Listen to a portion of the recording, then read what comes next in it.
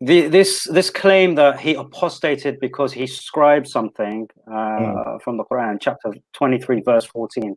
Now the issue is that Ibn Sarh wasn't even a Muslim when chapter 23 was revealed.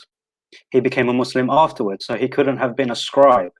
Now he did actually apostate. That claim is true. He did apostate, but then he reverted back to Islam prior to the conquest of Mecca. However, this narration of him apostatizing because of he scribed chapter 23 verse 14 is unfounded, because he wasn't even a Muslim at the time when it was revealed. Okay, cool.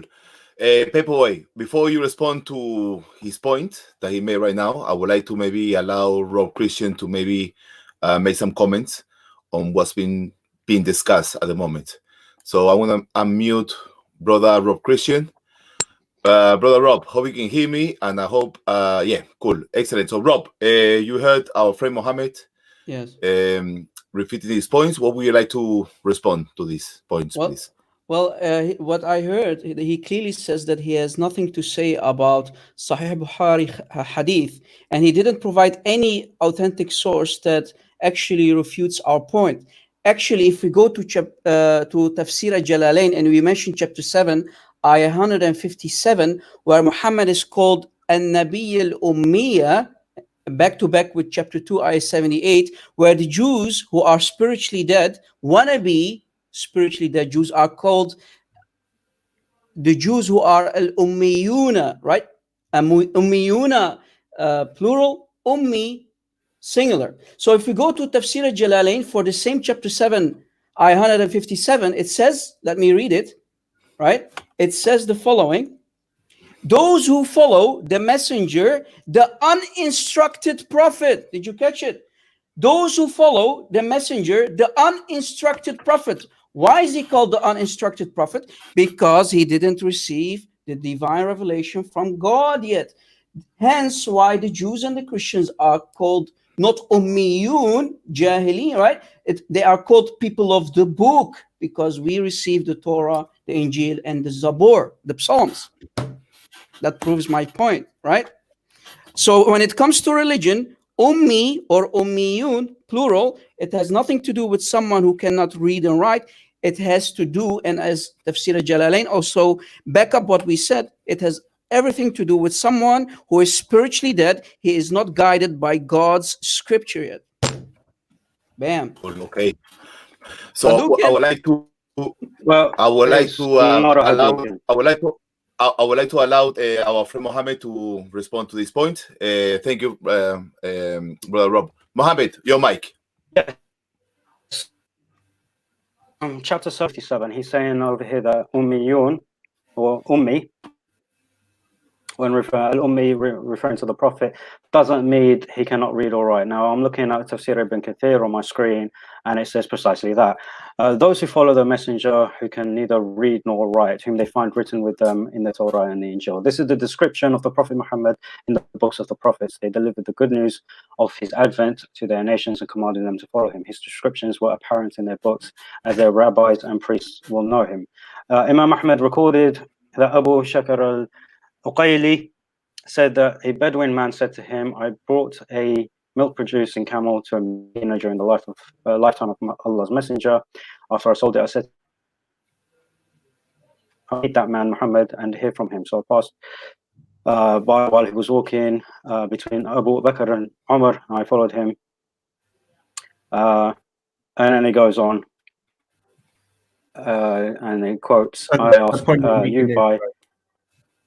Yeah, so anyway, it's a long hadith. However, it does not say that it's just a spiritual thing. It specifically refers to being unable to read or write. Okay, can I answer? Is that okay? Yeah. Okay, so we provided Tafsir al-Jalalain. Why are they called Jalalain? Because it's Jalal number one, who is the teacher, and the other one is the student, also called Jalal. So al-Jalalain. Actually, they're two brothers. They are teacher and student. No, they're brothers. No, you're wrong. Go do some homework. Anyway, forget about it. Okay. The thing is, it's Tafsir al-Jalalain clearly states, and you threw both al-Jalalains under the bus, right? So, and by reading the other tafsir, we have two contradictory tafsirs. One tafsir says this, other tafsir says that, and we provided two ayahs from the Quran, chapter 2, ayah 78. Let me speak, Just quickly, please. sorry, just quickly. Let me speak. Let me finish. Let Let me me finish his point, and then I will give you a chance to Sure. reback his point, Yeah. Mohammed. And I read it. No, and because maybe you can put it also on the screen, brother. Chapter 7, ayah 157 from Tafsir al-Jalalain. It says again, those who follow the messenger, the uninstructed prophet. And if you grab the translation from Ahmad Ali, you will see that Muhammad is called the Gentile prophet. He's not called someone who cannot write and read. He's called the Gentile prophet, the uninstructed prophet, according to Tafsir al-Jalalain. So should we throw Ibn Kathir under the bus, or should we throw al-Jalalain, both al-Jalalain, under the bus? You can pick your cherries, my friend.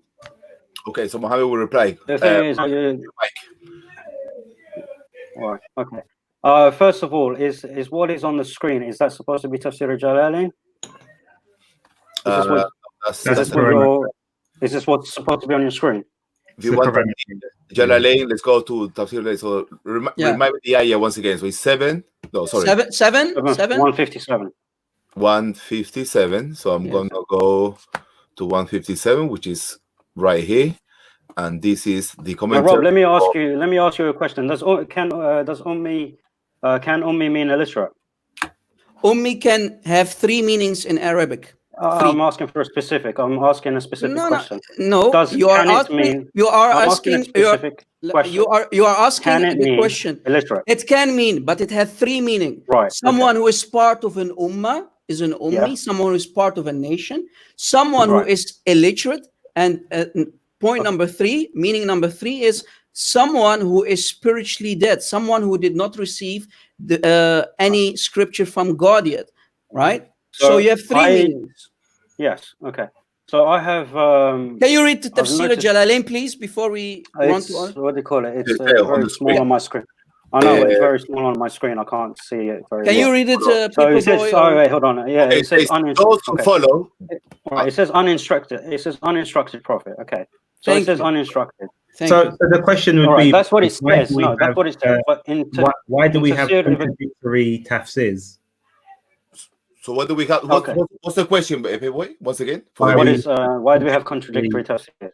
Yeah. Now, uninstructed, is that contradictory to illiterate? That will be the question. Yes, because he did not receive the Quran yet. This is why we are called the people of the book, the Jews and the Christians. Muhammad is called uninstructed. What? It was a rhetorical question. Answer the question then. Right. Okay. No, because uninstructed could mean uninstructed in reading or writing. He's not learned. Uninstructed could also mean unlearned. No, it does not mean that. It means someone who did not get instruction from God yet. That's what it means. No, it doesn't. There is no tafsir that says he didn't yet receive. Okay, then why can you? At the time, hold on. Let me finish my point. Can you then read chapter 2, ayah 78 and to tell us why the Jews are called ummiyun? Tell us why the Jews are called ummiyun. Chapter 2, ayah 78. Yeah, we'll definitely go to that ayah, Rob. But let me make a point, and then we go to the ayah. Okay. Cool. Let's go, Mohammed. All right. Yeah, it's fine. Thank you. Okay, so 7:157. Okay.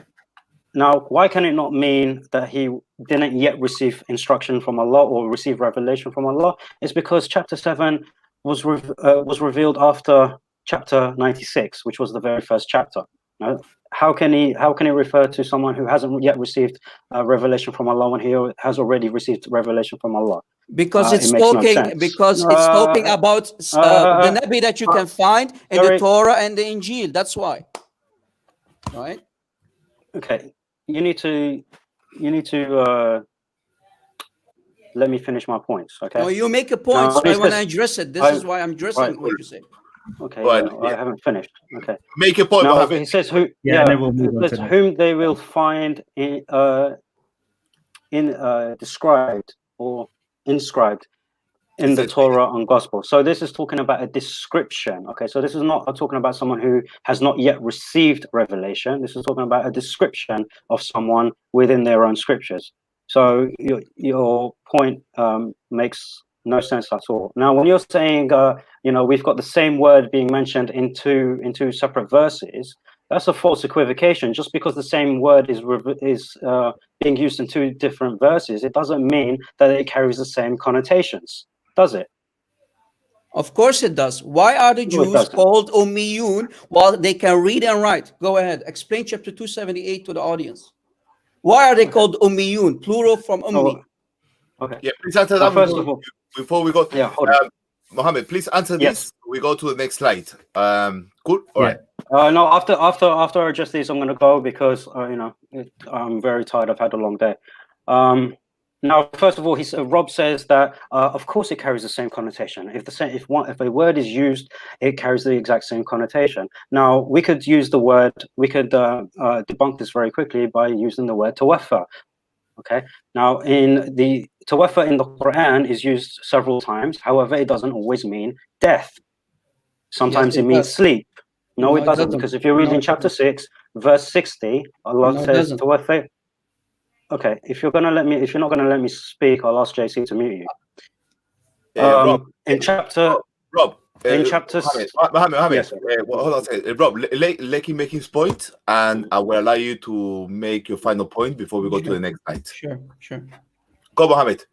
Okay, so he's saying it doesn't. So in Surah Al-An'am, chapter 6, verse 60, yeah, it says, هو الذي يتوفاكم بالليل ويعلم ما جرحتم. Okay. Now, over here saying in translation, and it is he who takes your souls by night and knows what you have committed by day. So when we go to sleep, we're not actually dead. Allah has taken our souls, but not in death. This is while we're sleeping. So the term tawaffa, from the root word wafa, doesn't always mean death, as in, dead in the Quran all the time. Okay, so you are wrong, Rob, when you say that if a specific word is being used, it carries the same connotation. And that's me done. But then, Thank you, Mohammed, before Rob jumps in. Yeah, sure, go on. The case, that's a different word. So that's a case of equivocation, because it's not a different word. I'm looking at this word specifically. No, Rob made the claim that because the same word is there, it carries the exact same meaning, even though under a different context. And I'm saying, no, that's not the case, because just because a word is there, it doesn't mean it's going to carry the same connotation throughout. Hence why words have different connotations. Rob? Okay. The funny thing is, he didn't go to chapter 2, ayah 78 to prove my point, because he know what will happen next.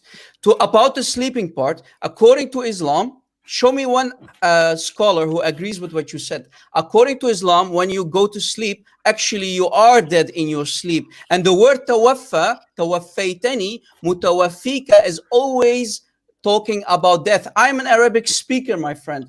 When someone asks me, Rob Christian, where is your father? My father died a couple of years ago. I will say, Abuya tawaffa. My father is died. When the word tawaffa is used in the Quran, it has only one meaning. It only means death. According to Islam, when you sleep, you die in your sleep. Don't tell me why that is, because that's what Islam teaches. That's the logical point. Okay. Show me one tafsir. Show me one scholar who agrees with what you said. Okay, I challenge you. Second, why didn't you go to chapter 2, ayah 78 to answer my question? And I made a claim. Why are the Jews are called ummiyuna? Right? Because Ummiyuna. No, it does not It say refers that. to them as the unlettered. It does say that. Go to It's, if you okay, go. just It says anyone okay, go has- and read it. Okay, read it. Okay, everyone has got access to the internet. Alhamdulillah. Okay, Okay, anyone read can it go then. into Quran.com, yeah, and look at the translation for the themselves. commentary. Yeah, it says, and among them are unlettered ones. Yeah, so women hum ummiyun. So from among them are unlettered ones. La ya'lamul kitab. They don't know the scripture. Okay. Continue reading. Continue. إلا أمانية وإن هم إلا يظنون. Okay, so these people who don't know the scripture, Continue they to the just- next verse. Continue to the next verse. no, hold on. You asked me to read 78, and now 78, suddenly you want me to 79, go. because that's the context. 78, 79 is coming now. Okay, yeah, so 79. فويل الذين يكتبون. So this is See what this is a different this is a different category. okay? different. It's No, still it's a different talking about the category Jews. of the Jews. No. Yeah, I know it's Let still me. talking about the Jews. You said let me Okay. make my point now. I know why I mentioned. I haven't finished. You asked me to read. No, you did you finish. asked me You to read. said Rob, you said those haven't people cannot read. That's what you said. Let I me haven't- let me No, I refute said it. from. Let me refute it. Let me Rob, refute it, please. Rob, you didn't let me Mohammed, finish, okay? Mohammed, let me give you my chance to refute, because you obviously Because I no- give you ample time to make your point. If you remember, so give me the courtesy to respond What's to the this point. chapter? Is 279. General Lane commentary on Surah 279. So Mohammed, Rob Christian's gonna refute your points, address your points, and then we'll give you a chance to answer back. Go on, Rob. Okay, thank you. It says in chapter 78, and of them, so among them are unlettered ones, ummiyuna, who know not the book, but vain desires, and they do but conjecture. And if we continue to the next verse, it's still talking about those Jews, because when we ask Muslims, show us an ayah in the Quran that says that the Torah is corrupted, they immediately go to chapter 2, ayah 78 and 79. And here is why. If we continue reading, it's still talking about those among them, among the Jews, not all the Jews, just a small group. If we continue reading to 79, the next verse, it says, "Woe then unto those who write out the book."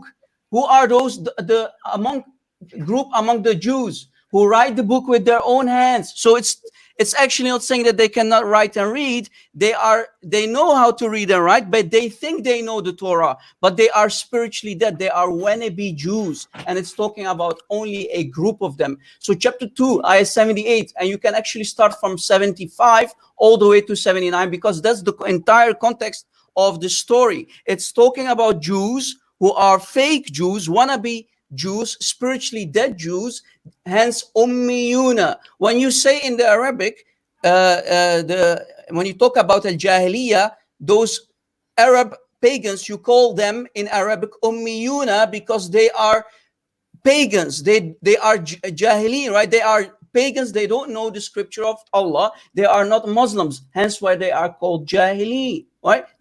Who are Jahil? He doesn't know. He is ignorant. Right. So I'll just read the verse for everyone who can't see it. So it just says, and Read the among, verse and then allow Mohammed to respond, and then we'll Yeah. go to the next slide. yeah, so it says, among them are the unlettered ones who do not know the scripture except in wishful thinking, but they are only assuming. So woe to those who write the scripture with their own hands and then say this is from Allah in order to exchange it for a small price. Woe to them for what their hands have written, and woe to them for what they earn. Hadouken. Yeah. That's okay. So I will give, All as promised, I will give Mohammed the last word on this discussion, and then we'll go Okay. to the next slide. Okay. All right. So Rob is praising himself on his Arabic.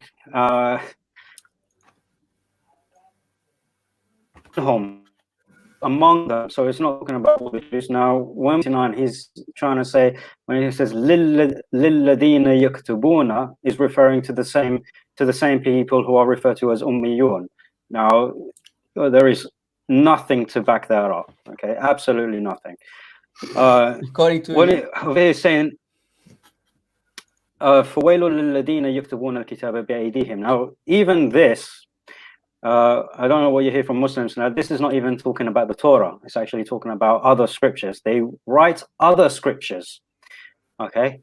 And say that it's from God. So they write something, and then they say this is scripture and this came from God. So this is not actually referring to the Torah. No, this is in suddenly the- it and doesn't this is- refer and to this is- Torah. Guys, And did this you is hear in the what he said? Tafsir. When we ask Rob, Muslims, show Rob. us one ayah what is talking Rob. about the Torah, it's corrupted. They go to chapter 2, ayah 79. But now, Oh, because he yeah. knows Can you he mute him? feels the Can you heat. mute him? Rob, Thank you. Do you see Rob, what's can you happening, mute guys? Do you see what's Rob. happening? Okay, cool. I want to be neutral. I want to mute Rob and finish your point, Mohammed. Yeah, just 30 Okay. seconds. And then, Yeah. 20 seconds. So, lost my trail of thought. Okay, so now he's laughing because he's only used to hearing what other Muslims claim. He hasn't done any research on what the Tafsir actually say and what the scholars say. يكتبون الكتاب, yeah, and then they say it's from God. Okay, so this is other than the Torah. Okay, the scholars have said that this could refer to the Talmud and other scriptures that they claim is from God. Okay, yeah. So again, this idea of ummiyun being meaning spiritual, there is nothing in any Islamic source that says that this is talking about Jews who are spiritually dead. In fact, when it talks about the Jews who are spiritually dead, that is way further back in Surah Al-Baqarah, and it's throughout the Quran where Allah talks about them specifically being ignorant and being arrogant and spiritually dead. Over here, he's referring to them being illiterate, to certain Jews being illiterate, not knowing the scripture. And then verse 29 is about a different group of Jews who write the scripture and claim it's from God and sell it for a measly price. But yeah, that's me done. So, Mohammed, just quick, are you saying that illiterate means that they are properly illiterate or not, or are spiritually? They're properly illiterate. It's not because there is no spiritual meaning. And the thing is, let me just say, I'm just looking at Rob is trying to. Wait. Yeah, it's just I'm looking at some of the- Make your point, Paperboy, and then we go to the I'm next looking slide. at some of the tafsirs. So Al-Tusari, for example, says, who not know the book but only see therein their own desires. He said this means that they rest their hopes in God based upon falsehood, inclining towards the desire of their lower selves without following the guidance from God. This is referring to the Jews. Al-Kishari says, and there were some of them that are illiterate, not knowing the scripture, but only desires and mere conjectures. There you go. So It says illiterate. It says illiterate. yeah, Within so the very tafsir, it says illiterate. Yeah. So it so refers it to them says as being some illiterate. of them that are illiterate, not knowing the scriptures. Yeah, which is exactly what the verse says. Yeah, so it's This not is what 278 says. so it's not saying they're literally illiterate. It's saying they're No, not. it says. Yeah. No, it says they are. You just said. You just read it. I can't see it It's one. properly. Let me say it again. And there are some Yeah, of no. them that What are is that? illiterate, not knowing the That are scripture, illiterate. desires and mere conjectures. Yeah. So In they the- are illiterate in the scripture. They're But- illiterate, In the so they don't know revelation. the scripture. So they're illiterate with the scripture. So they only, So they it's not interpret saying it in. literally, They interpret it in a way that they want because they don't understand the scripture. They are illiterate in terms they don't know how to read the scripture, so they interpret it how they wish. So This is in a series explicitly saying illiterate. But anyway, guys, I do have to go. It's nearly midnight. Can I before you go, can I refute you? Allow me to Yes, refute you. Mohammed, I didn't say I tried, right? yes. Mohammed, okay, cool. Mm. So obviously, okay, I know I'm gonna break the rules a little bit, so I'm gonna allow Rob to make some comments to your points. Yeah, you said I was going to And- have a last word.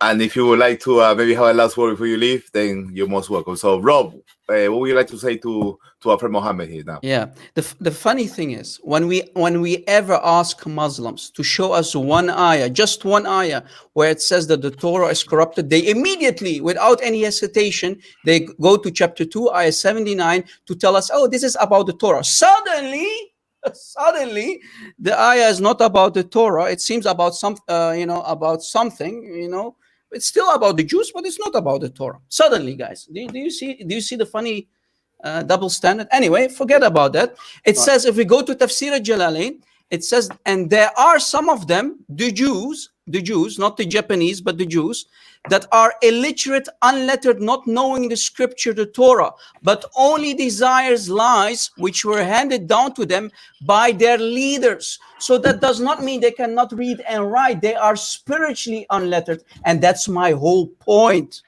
My point is chapter 7, ayah 157, back to chapter 2, ayah 78, 79. It proves my point that these people does not mean that they cannot read and write. They are illiterate, spiritually illiterate. It does not mean they cannot read and write. It means they can read and write, but they are just spiritually dead. They are dead when it comes to faith, right? They believe in their imams. Like you Muslims, you only listen to your imams. You know nothing about Islam. And this is my proof. And people can be the judge of it. Thank you for allowing me to refute this lie. Thank you.